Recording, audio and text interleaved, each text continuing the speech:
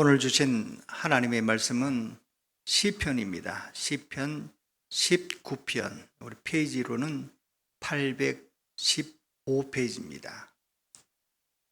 하늘이 하나님의 영광을 선포하고 궁창이 그의 손으로 하신 일을 나타내는도다. 날은 날에게 말하고 밤은 밤에게 지식을 전하니 언어도 없고 말씀도 없으며 들리는 소리도 없으나 그의 소리가 온 땅에 통하고 그의 말씀이 세상 끝까지 이르도다. 하나님이 해를 위하여 하늘의 장막을 베푸셨도다. 아멘. 오늘의 말씀의 제목은 이 다윗의 찬양, 또 다윗의 신앙, 또 나의 고백입니다. 주신 말씀을 통해서 또 하늘의 위로와 또 인생의 삶의 지혜를 얻기를 주의 이름으로 축복합니다. 성경의 인물 가운데요, 하나님이 이렇게 마음을 이렇게 드러내놓고 내가 이 사람을 만나니까 내 마음에 정말 딱 맞다. 나하고 똑같다. 내 속마음과 너의 속마음이 똑같거나 어찌 같으냐 하고 흡족했던 사람이 바로 다윗입니다. 그럴 만한 다윗에게는요, 사랑을 받을 만한 조건들이 있었어요. 다윗은 어릴 때 목동이었습니다. 그리고 그렇기 때문에 낮에는 들짐승하고 아주 싸워야 하고요. 밤에는 그 추위 때문에 또 양들을 지켜야 했고요. 또한 자기의 삶도 지켜야만 했습니다. 때로는 양을 치다가요, 사자와 곰을 만날 때가 있어요. 그때에는 사자의 입에서 또 곰의 팔톱에서 울맷돌로 그가 양을 빼앗았습니다. 이러한 용맹이 있었던 다윗뿐만 아니라 그에게는요, 하나님과 함께하는 아주 깊은 영적인 영감이 충만했습니다. 시와 찬미와 신령한 노래로 하나님과 깊이 만났던 그런 다윗이에요. 이러한 전인적으로 이 다윗이 갖고 있는 용맹스러움과 하나님과 이렇게 깊은 관계를 통해서, 영성을 통해서 하나님은 이새의 아들 다윗을 만나니까 내 마음이 이렇게 합한 자를 만났구나 라고 고백했던 겁니다. 오늘 말씀은 바로 이러한 다윗이 하나님을 생각하면서 찬미하면서 고백했던 시의 내용입니다. 하늘이 영광을 선포하고 궁창이 그의 손으로 하신 일을 나타내는도다. 그러니까 다윗은요, 시간이 되는 대로 하늘을 이렇게 봤어요. 그리고 하나님이 지으신 모든 삼라만상을 이렇게 보면서 그가 시로 이렇게 읊었던 겁니다. 여러분, 우리는 하늘을 얼마큼 바라보십니까? 너무나 분주하니까 해야 할 일도 많고 여유가 너무 없으니까 하늘을 이렇게 바라볼 수 있는 시간들이 참 부족해요. 그래서 하나님은 이스라엘 백성의 절기를 하나 집어넣어 버렸어요. 하늘을 보고 살으라고. 이스라엘 백성은 초막절이라고 하는 게 있었어요. 자기 집이 있어도 반드시 초막절에는 나가서 이렇게 풀로 엮어서 장막을 만들어가지고 거기서 일주일간을 지내야 돼요. 그리고 하늘을 꼭 바라봐야 합니다. 사실 우리가 살아가는 데 있어서 하늘은 너무 중요한데요, 하늘을 잃어버리고 사는 데가 너무 많아요. 우리 어른들은요, 하늘을 다 이렇게 표현했던 거예요. 하늘의 하나님을 하느님, 하늘님 이렇게 표현하게 됐습니다. 그래서 우리 속담에도 있잖아요. 하늘은 스스로 돕는 자를 돕는다는 거예요. 왜냐하면 하늘에는 모든 생명의 근원이 위에서 내려오기 때문에 그렇습니다. 고대요, 히랍에서는요, 이 사람이라고 하는 것을 어떻게 표현했느냐면 안드로포스라고 그랬어요. 그래서 이 고대 히랍에서는 뭐라 그랬냐? 안드로포스는 어떤 뜻이 있느냐? 사람이라는 뜻인데 하늘을 바라보는 존재라는 거예요. 사람은 하늘을 바라보는 존재라고 하는 거예요. 하늘과 반드시 연결되어 있다는 거예요. 하늘은 우리의 생명의 출발이요, 또 우리의 삶의 근본이요, 소망입니다. 하늘은 우리의 마지막 장막이기도 합니다. 그런데 무슨 일이 그렇게 많았길래 하늘을 잃어버리고 우리는 지친 인생을 살아가고 있는 것입니다. 여러분, 달 착륙을 했던 사람 우리 잘 기억하시죠? 처음으로 달 착륙했던 사람 암스트롱이라고 하는 사람이 있었어요. 그 사람이 달 착륙하고 난 이후에 사람들은요, 하늘에 관심이 많았어요. 저 우주에 대한 관심이 많았어요. 그 이후에 사람들은 부지런히 이렇게 행성들을 미사일을 쏴서요, 거기에 달에 도착하는 일들을 시작하면서, 그리고 그 광활한 우주에 있는 그 광경들을 전부 영상으로 담았어요. 그리고 우리에게 보내줬어요. 사람들이 깜짝 놀랐습니다. 지금도 여러분들이 하늘 우주 전체는 어떻게 생겼을까? 그러면은 유튜브를 보면요, 다 나와 있어요. 그런데요, 어느 날 아내가 이렇게 하늘의 천체를 보고 싶다, 그래서 제가 이렇게 안경을 이렇게 쓰는 고글을 이렇게 씌워줬어요. 360도 볼 수 있는 그런 천체를 볼 수 있는 안경을 쓰였더니 깜짝 놀라는 거야. 모두가 다 하늘을 보면 구름밖에 없는 것 같은데, 이렇게 저 달에 가서 저 행성 넘어서 저 우주 속에서 이렇게 영상을 찍은 거 보니까요, 너무 놀라운 거예요. 광활하고 신비로워요. 그래서 우주라고 하는 단어를 이렇게 표현했어요. 유니버스라고 그랬어요. 아주 넓다, 광활하다. 또한 코스모스라고 그랬어요. 너무 신기롭고 경이로운 거예요. 또 스페이스라고 그랬어요. 그러니까 사람이 능히 가히 측량할 수가 없다는 거예요, 그 공간을. 성경에 아브라함에게 하나님이 약속의 자녀를 주면서 이런 말씀을 하셨어요. 창세기 15장 5절에요. 이런 말씀을 하셨어요. 하늘의 무별을 셀 수 있나 보라 그랬어요. 또 그에게 이르시되 내 자손이 이와 같으리라. 하늘의 별을 셀 수 있나 한번 보라는 거예요. 셀 수 있겠어요? 그래요. 또 창세기 22장 17절에 이 말씀을 하셨어요. 내가 내게 큰 복을 주고 내 씨로 크게 성하여 하늘의 별과 같고 바다의 모래와 같게 하리니 내 씨가 그 대적의 문을 얻으리라. 여러분, 하늘의 별과 같이 바다의 모래같이, 바다의 모래가 더 많을까? 하늘의 별이 더 많을까? 그래요. 바다의 모래도 사람이 셀 수가 없는 숫자잖아요. 하늘의 별도요, 능히 사람이 셀 수가 없어요. 얼마나 많은지.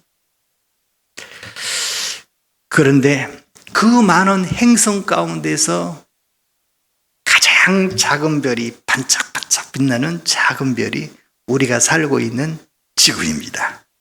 그리고 사람이 살 수 있도록 환경을 갖춘 것도 오직 유일하게 지구뿐입니다. 그 많은 셀 수 없는 그 별들 중에 딱 하나, 이게 지구입니다. 놀랍잖아요. 1년에 이 지구가 저 365일 동안 이렇게 해를 뺑뺑 돌아요. 그러면서요, 봄, 여름, 가을, 겨울을 만나는 거예요. 근데 어떨 때는요, 반팔을 입어도 돼요. 어떨 때는 반바지를 입어도 돼요. 하나님이 그렇게 만들어 놓으신 거예요. 그러다가 쭉쭉 다니다가 세상에 옷을 막 바꿔 입다가 보니까 좀 추우면 파카 하나만 입어도요, 능히 살 수 있어요. 이토록 이렇게 하나님이 온도를 잘 맞춰주신 것도 헤아릴 수 없는 하나님의 긍휼입니다. 요즘에 장마철에요, 하늘에서요, 그 어마어마한 물차대가요, 서로가요. 이렇게 부딪히는데 어떻게 부딪히냐면 살짝 부딪히지도 않아요. 큰 물차대가 그냥 둘이가 그냥 그런데 그 물차대가 두 물차대가 떨어졌으면 그 밑에 있는 사람은 다 죽어야 돼. 그런데 사람의 콧깃에 딱 맞을 쯤 되면은 그 큰 물차대가 세상에 솜사탕처럼 그냥 탁탁 떨어지는 거예요. 얼마나 신기해요. 하나님의 큰 긍휼이고 사랑입니다. 겨울이 되면요, 저는요, 하늘에서 눈이 막 내리잖아요. 그러면 너무 신기해요. 겨울에요. 그 많은 눈을 하늘에서 보내주시는 거예요. 그래서 제가 그랬어요. 야, 하늘에서는, 그렇지, 하나님은 크시잖아요. 그러니까 팥빙수 만드는 기계도 클 거 아니에요. 그래서 우리 하나님을 위해서 쓱싹쓱싹 갈아갖고 거기서 내려주겠지. 그런데 한방 눈이 내릴 때 어때요? 앞이 보이지 않더라고 막 내리는 팥빙수에 얼마나 좋아요. 그런데 내 코에 딱 눈이 닿으면 살짝 흔적 없이 그냥 녹으면서 방울이 내 입가에 딱 이렇게 달라붙는 거예요. 또 신기한 거는 그 추운 날, 왜 하나님이 이렇게 눈을 이렇게 보내줬을까? 그 생각을 해봐요. 그런데 저 오지 산간이라 할지라도 거기에 머무는 초목이라도, 거기에 머무는 들짐승이라도, 혹이 거기 머무는 사람이라 할지라도 생명의 공급을 해줘야 되기 때문에 그때에 이렇게 눈으로 하나님은 보내주시는 거예요. 제가 예전에 금강산을 갔을 때 보니까 너무 신기하더라고요. 금강산 맨 꼭대기 정상에 올라갔어요. 그랬더니 뭐라 그러냐면 김일성 아바이 동지가 67년도 몇 월 달에 거기 올라오셨다는 거 써놨어. 그리고 물을 드셨다고 하는데, 그래서 저희가 거기서 있는 물을 이렇게 받아서 먹었어요. 너무 신기하잖아요. 산 정상인데 어떻게 물이 있냐는 거예요. 그런데 나중에 밑에 와서 봤어. 밑에 와서 내 올라왔던 정상을 이렇게 바라보니까 보니까 안 보이는 거예요. 저 구름에 가려가지고 그 정상이 속으로 들어가 버렸어요. 근데 하늘에서 직접 이렇게 물을 따라줘가지고 그 정상에 물이 이렇게 있는 겁니다. 참 하나님이 신비로워요, 하나님이. 제가 이제 금오도에, 제가 여수 섬의 남도 가운데 금오도라는 데가 제일 커요. 그래서 몇 명이 살았냐면 2만 명이 살았대요, 옛날에. 그 섬에. 그래갖고 2만 명이 살았는데 옷깃을 스치면 어때요? 2년이잖아요. 근데 다 2년이야. 전년이 아니고 2년이야. 다 2년이야. 왜냐하면 2만 명이 막 어깨에 붙이고 막 사니까. 그때는 막 장어가 많이 나와가지고 장사도 잘 됐을 때예요. 근데 지금은 몇 사람이 사냐면 1,600명이 살아요. 10분의 1도 안 되죠. 그래가지고 제가 이렇게 있는 집에서 문을 활짝 열어놓고 있으면 하루에 10사람을 못 만나요. 10사람을. 그리고 앞에 지나가는 조그만 길에 차가 10대가 이상이 안 가요. 그러면 얼마나 심심하겠어요. 얼마나 답답하겠어요.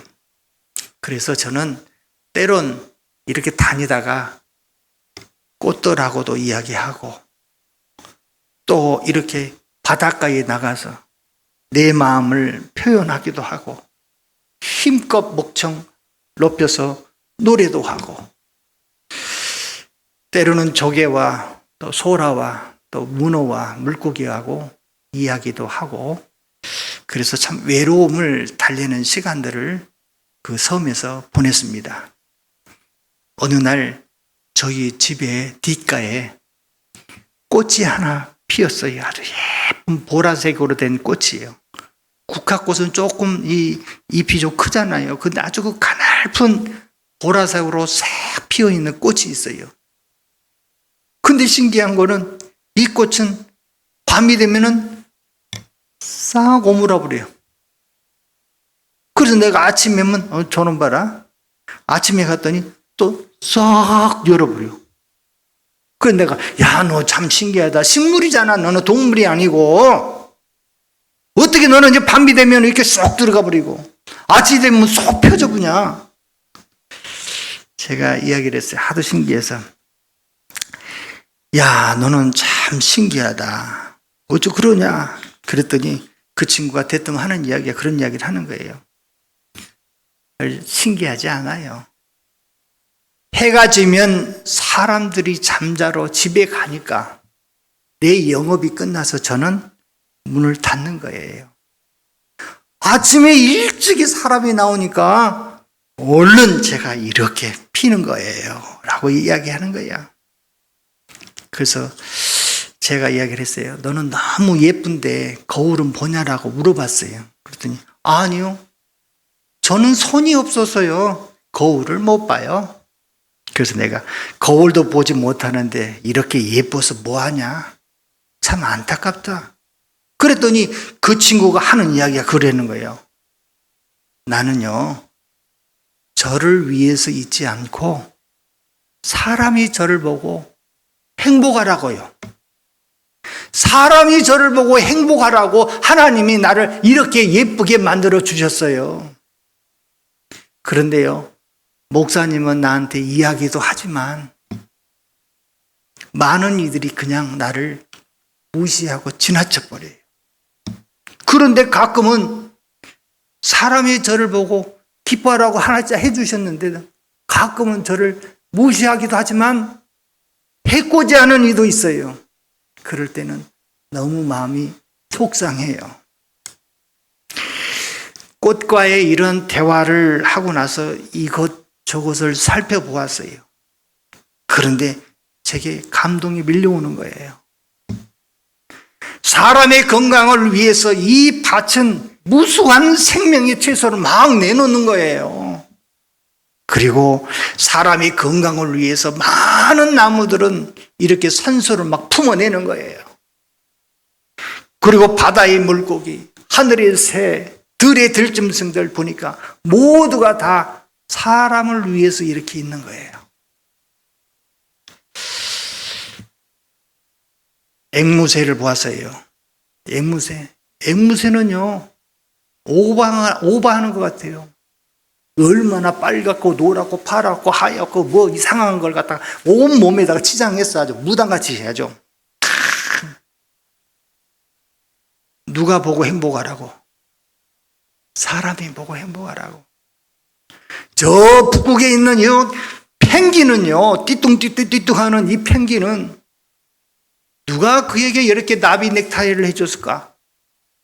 어떤 이는요, 노란 넥타이를, 어떤 이는 파란 넥타이를, 어떤 이는 하얀 넥타이를 가지고 서로 막 이렇게 다니는데 자기들이 보고 서로 기분 좋을까?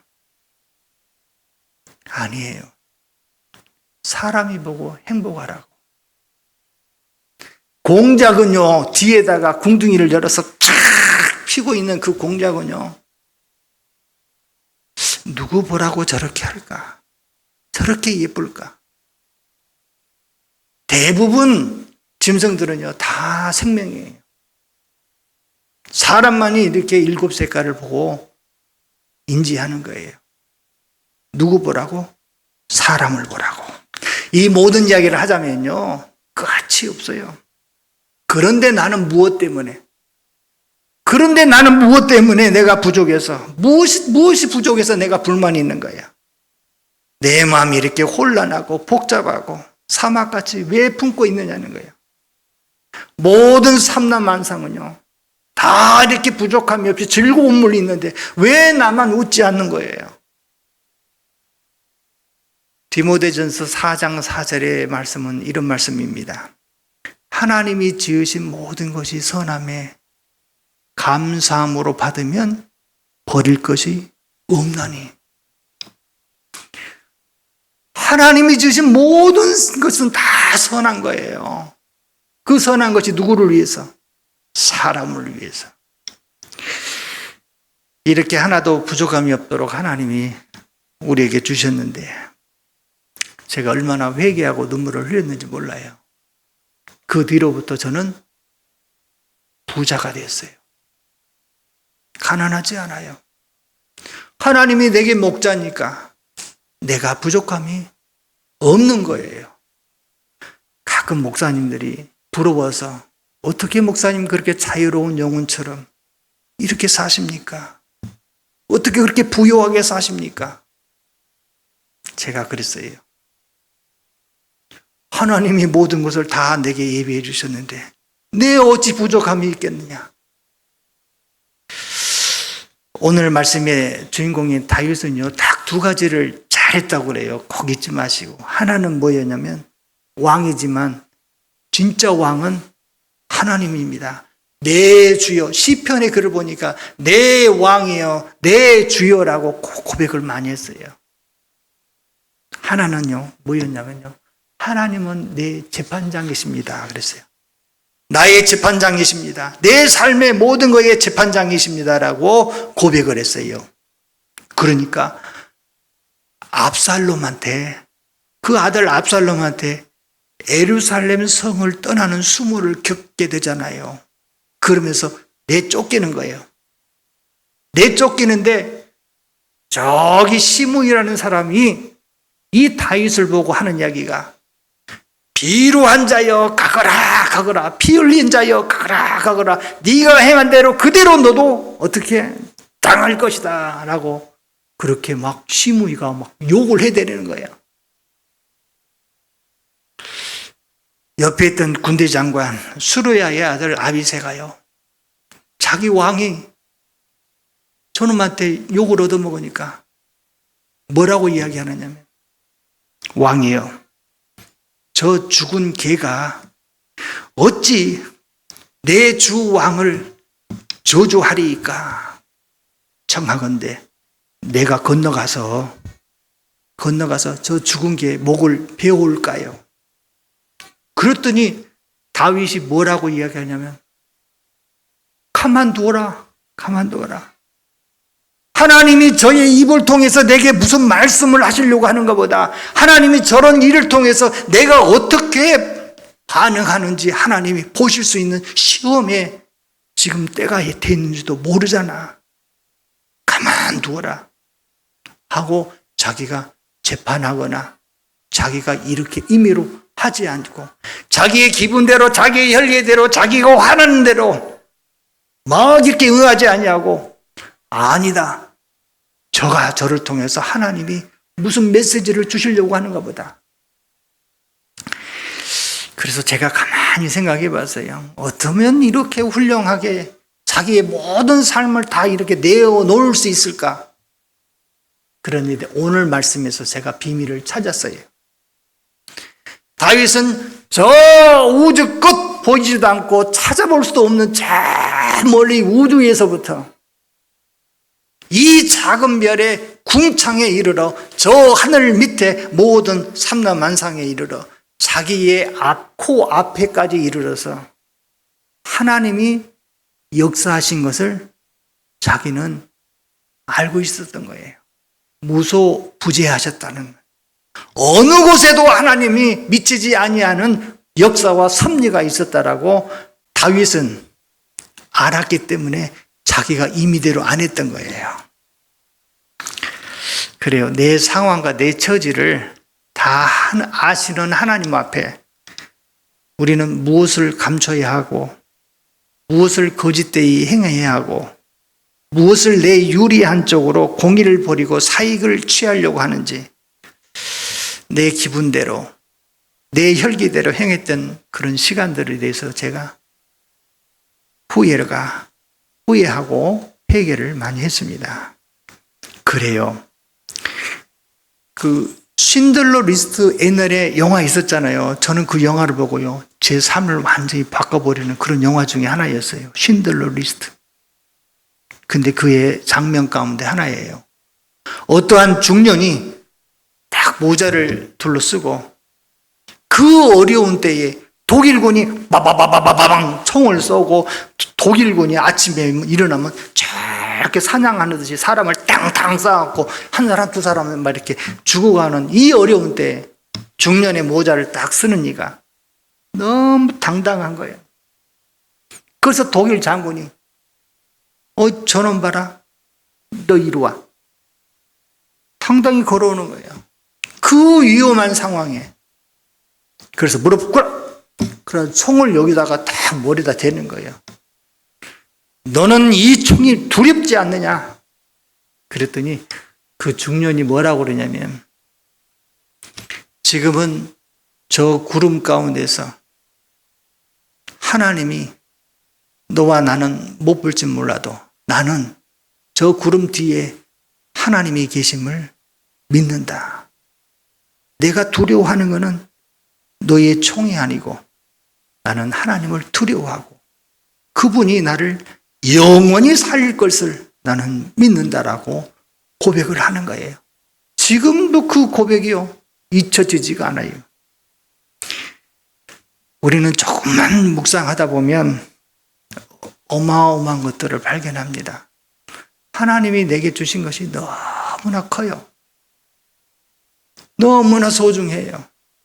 제가 암 요양병원에 환자들을 이렇게 대하면서 이렇게 쭉 이야기를 들어보잖아요. 뭐 1분도 아니에요. 그냥 첫 마디가 그래요. 감사합니다. 그래서 이거 뭐가 감사하냐고, 뭐가. 암이 걸렸는데 뭐가 감사하냐고. 근데 그 사람들이 다 하는 이야기가 그거예요. 예전에는 내게 소중한 것들을 하나님이 이렇게 다 주셨는데, 이 모든 것을 다 하나님이 나를 위해서 주셨는데, 이렇게 아프고 보니까 그래도 남은 것들이 많이 있어서 눈에 보인다는 걸 예전에는 안 보였는데, 하나님이 우리에게 주신 세상은 누구를 위하는 거예요? 나를 위한 거예요. 내가 없으면 뭣도 없어요? 세상도 없는 거예요. 세상이 존재하는 것은 곧 나를 위한 하나님의 사랑입니다. 이 아름다운 세상은요, 이제는 내가 주인이 되는 겁니다. 무소부재하신 하나님, 임마누엘의 하나님, 내 형편과 모든 것을 아시는 하나님이 저와 여러분의 삶을 이끌어 주실 줄 믿습니다. 제가요, 제일 좋아하는 구절을 한번 읽고 말씀을 마치겠습니다. 빌립보서 4장인데요. 아무것도 염려하지 말라는 거예요. 아무것도 염려하지 말라. 빌립보서 4장 6절에 다만 모든 일에 기도와 간구로 너희 구할 것을 어떻게 해요? 감사함으로 하리라는 거예요. 왜? 이미 다 주셨어요. 내 눈이 어두워서 못 보는 거예요. 그러니까 먼저 감사부터 해봐라 이거야. 그러면 눈이 뻥 떠져가지고 주신 것을 보는 거예요. 그리고 그리하면 모든 지각에 뛰어난 하나님의 평강이 그리스도 안에서 너희 마음과 생각을 지키시라. 잃어버리고 망하는 것은 이 생각과 마음이에요. 자, 이 말씀이 오늘 주신 이 하나님의 말씀을 통해서 우리가 내 형편과 처지를 살피시는 하나님 앞에서 오늘 우리가 강력하게 주 앞에서 복된 삶을 이루기를 주의 이름으로 축복합니다. 기도하겠습니다. 여호와 우리 주여, 주의 이름이 온 땅이 어찌 그리 아름다운지요. 주의 영광이 하늘을 덮었나이다. 하나님, 하늘의 하나님이 우리에게 생명을 공급해 주셨는데 그 은혜를 까맣게 잊어버리고 우리의 허물 때문에 잃어버렸던 시간들을 용서하여 주시옵소서. 이젠 하늘의 영광을 선포하고 주의 기이한 일들을 바라보면서 우리의 생애를 주 앞에 감사하면서 찬미하게 하여 주시옵소서. 예수님의 이름으로 기도하옵나이다. 아멘. 아주 먼 옛날 하늘에서는 당신을 향한 계획이 있었죠. 하나님께서 바라보시고 좋았더라고 말씀하셨네. 이 세상 그 무엇보다 귀하게 나의 손으로 창조하였노라. 내가 너로 인하여 기뻐하노라. 내가 너를 사랑하노라.